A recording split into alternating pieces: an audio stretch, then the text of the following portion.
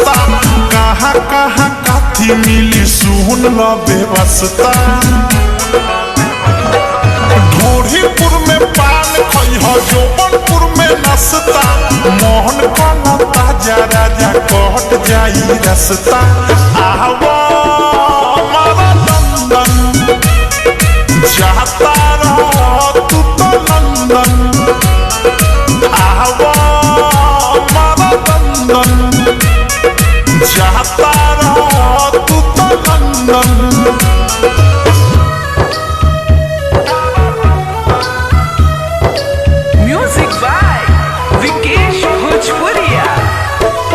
DJ सूरज बीरपुर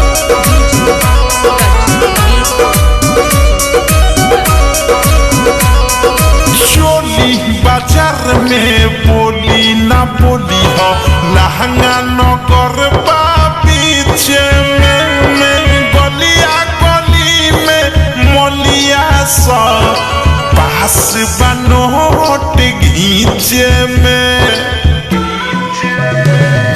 चोली बाजार में बोली ना बोली हो लहंगा नगर पीछे में गलिया गली में मलिया सब पास बनोट घीचे में। झूलापुर रसगुल्ला खइह सायापुर सब पापड़ी माहलपुर में मिश्री मिली सोट के खइह बाबरी। लालीपुर में घूमे सब छौरी खाली लाबड़ी जाए के बेरी खाना हो जवानी के मुर्गा बड़ी। आवा मारा लंदन जाता रह तू तो लंदन। आवा मारा लंदन जाता रह तू तो लंदन।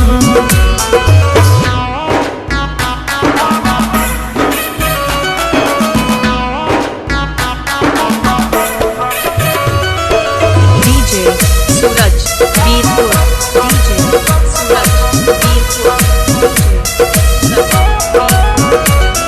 सारी नगर में गाड़ी न जइह कमर नगर न तो छूट जाई।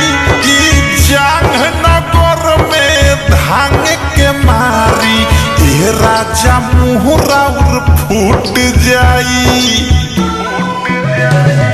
सारी नगर में गाड़ी न जइह कमर नगर न तो छूट जाई। जांग नगर में धांग के मारी ए राजा मुहरा फूट जाई। पेट नगर में लेट न करिह लोगों के ढीठ बा आगापुर से पाछा चौक एगो पीठ बा।